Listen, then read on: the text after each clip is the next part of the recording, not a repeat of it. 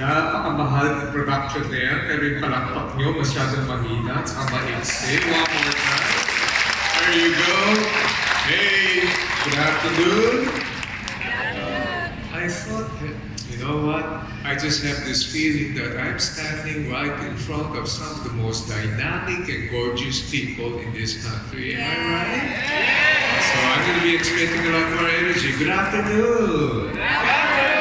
Let's go to work right away. Everybody raise up your right hand. Everybody, go there. Kanan yung right. Yes. Tap the shoulder person to your right. Look at that person and say, you look so gorgeous. Kaliwang kamay naman po. Kaliwang kamay. Tap the shoulder person to your left. Look at that person and say, huwag kang sinungaling.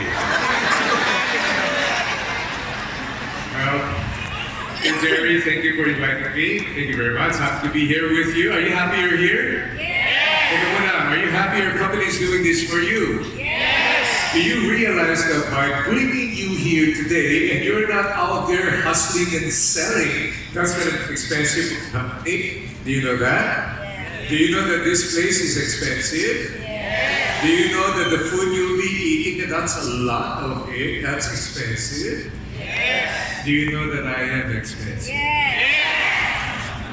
Are you happy your company is doing this for you? Yes. So, raise up your left hand. I'm going to be doing a lot of this on your left hand. Yung executives, hindi po kayo. Raise up your left hand. Quick. Tap the shoulder. Person to your left. Look at that person and say, ang galing-galing ng company natin.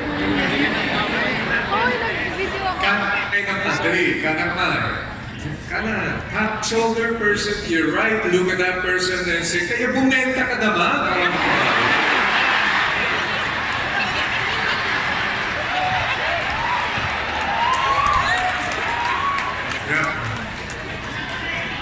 Were you listening to Sir Jerry kanina when he was talking about the world being flat and everything else? Ibang-iba daw talaga ang panahon ngayon. I usually start my presentation by asking permission, which I'm going to do right now. Will you permit me to first introduce to you the people who travel with me all the time? The people who are special to me in my life, starting with the one and only love of my life. Don't get any ideas, that's my wife, by the way. Lydia, can you step out a little while and show me your face? Lydia and I were celebrating our 39th wedding anniversary this year. Don't clap, you don't know the story. We were steady for 9 years before we got married. I forgot to marry her. Her father reminded me. We're high school sweetheart. I'm the one on the left. And how many of you are married? Fantastic. Next question. How many of you are happy? Number one. Next question. How many of you are still single? Explain the reason why.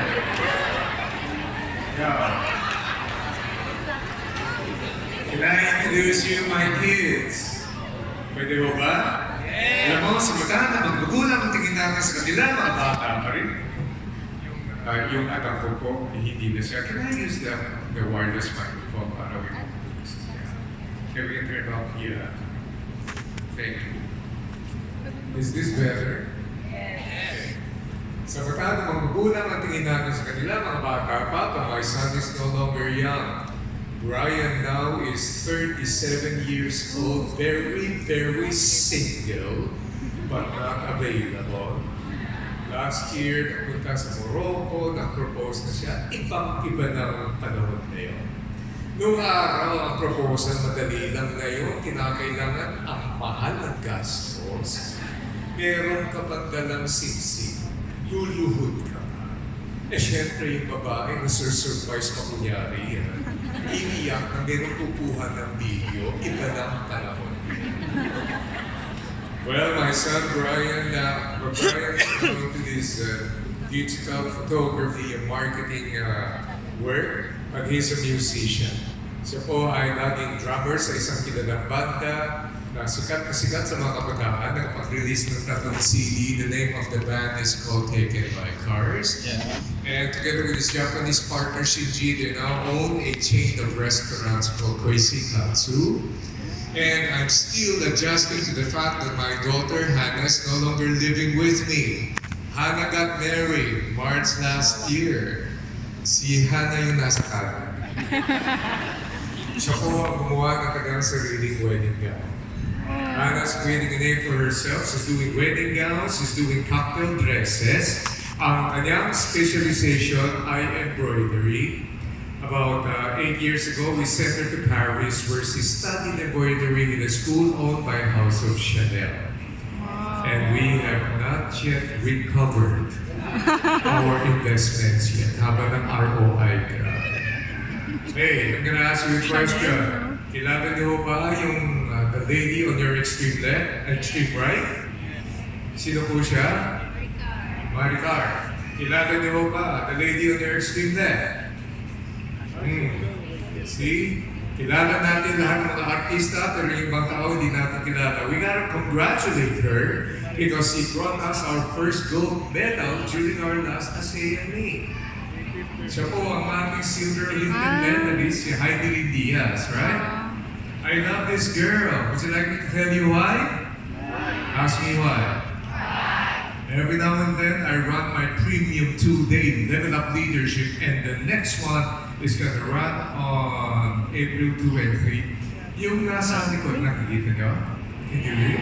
Nakikita mo yung 24,850 niya? Nakikita nyo?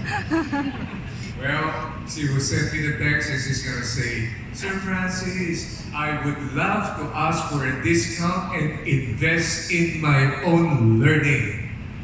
Doesn't she inspire you? Sikat na, maraming maraming medal, maraming trophy, and yet, she wants to invest in her own learning pa rin.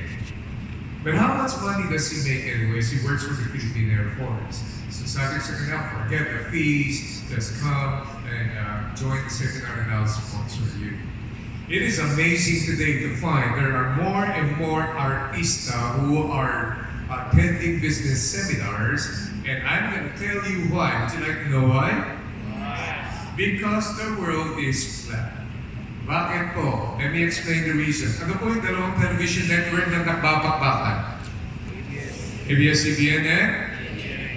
Together, they are nagbabakbakan pa rin, but together, nagigipagbabakan na sila sa tinatawag nating digital economy.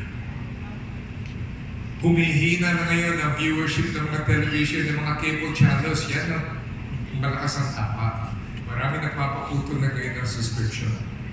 And when the viewership of television goes down, advertisers pull out. Many of my clients now are telling me a high 40 to 60% of their traditional marketing advertising budget is now transferred to what? Social media and the digital format. Eh, saan kumikita ang artista? Saan sila kumikita? Mababa lang ang bayad sa kanila sa mga telenovela. The television network are very wise. We won't pay you big, but we'll make you famous. And so to get their income and revenue square, advertisements and endorsement, right? And so kung kumihina na yung advertisement, hindi affected na rin sila. So even the celebrities and personalities now are migrating into the social media. Now you have a problem. Anong problema na? Kung ikaw at guwapo or ikaw maganda, nasa billboard ka lang at wala kang naintindihan, hindi ka halata. Ngayon, pag nasa Instagram, nasa Facebook Live and Stories ka, at hindi mo iningatan ang sasabihin mo dahil hindi ka aral at hindi ka nakahanda, all you need is a tweet storm. And within the next few seconds, within the next hour, within one day, the whole world is going to bash you. The advertisers are going to pull out their endorsement association with you. Am I making sense? Yes. And then your career goes down the drain. Iba na po ang panahon ngayon. Are you following me? Yes. That's why when Sir Jerry is telling you it's a different world right now, it is totally different. Now, let me introduce you my young guy. My youngest, Rachel, graduate of multimedia arts, is now working for the best employer in the world, her father. Rachel. She is one person who's got absolutely no problem with contractualization.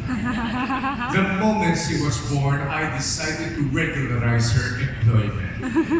Pero last year, nagkaroon kami ng isang masinsinang conversation. You know, the type of conversation between father and daughter, the type of conversation that brings tears to your eyes. Sabi ko sa kanya, sweetheart, you've been serving your dad so well. I finally decided to increase your salary. And she looked at me and she said, Dad, what are you talking about? You're my father, I'm your daughter. You don't have to do that. Sabi niya, I want profit sharing. Mas matindi po pala. And technically speaking, I know her product. She's the CEO of my consultancy company. Her team is made up of 22, 23, 25, 26-year-old kids. At the moment they took over my consultancy company, my business just exploded. Why? The future belongs to the young. Do you agree? Yes. Ito naman po, basta ang tao ay nag-aaral, hindi siya tumatanda. Agree? Raise up your right hand, please. Top the shoulder, person to your right. Look at that person and say, mukhang hindi ka tumatanda. Anyone pa kayo naman? Dali, anyone pa kayo? Top the shoulder, person to your left. Look at that person and say, hanggang ngayon, sinungaling ka pa rin. Sinungaling pa rin ako. Now that I'm introduced to you, my family, I need to ask you a very crucial question. Bago ako magpapatuloy, sino po sa inyo, you are watching me and listening to me for the first time pa lang? Taas ang kamay. Grabe ang dami. Akala ko sikat ako. If this is your first time, please do not say this because I will be upset. Alright? People who see me for the first time, they have a tendency to say, alam mo yung speaker natin, may kamukha siyang singer. Tapos na yung Christmas.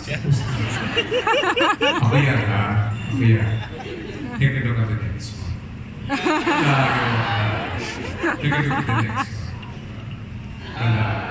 Pero sabi naman po ng mga pata-pata dyan, hindi yung isang singer na kamukha natin ang Let's Begin. Ako yan. Take a look at the next one. Take a look at the next one. Question. How many of you are familiar with Photoshop? Photoshop. Have you ever wondered with the magic of technology computer kung pag-gagamitan natin ng Photoshop? Would you like to see how I would look like if we're going to combine the three photos together? Would you like to see? Would you? Let's review. That's Richard, that's me, that's Joe pag pinagsama, yan pala ang kalabo. I'm Filipino, but I have Chinese blood, right? Maybe I look more like this guy. What do you think? The point I'm trying to see is, today, you can use technology, and you can use computers, and you can use Photoshop to craft a persona. Everybody say the word persona. Persona. The literal meaning of the word persona, the beauty of the Greek vocabulary, persona means mascara.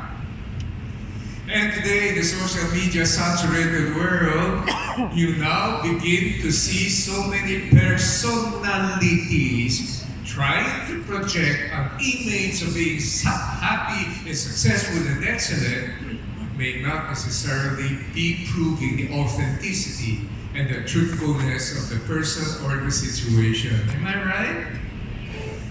We have a problem. Pagdating sa negosyo, you cannot fake your way to being successful. The numbers will always tell the story, correct? Business is all about sales. Sales is a numbers game. Now, pagdating sa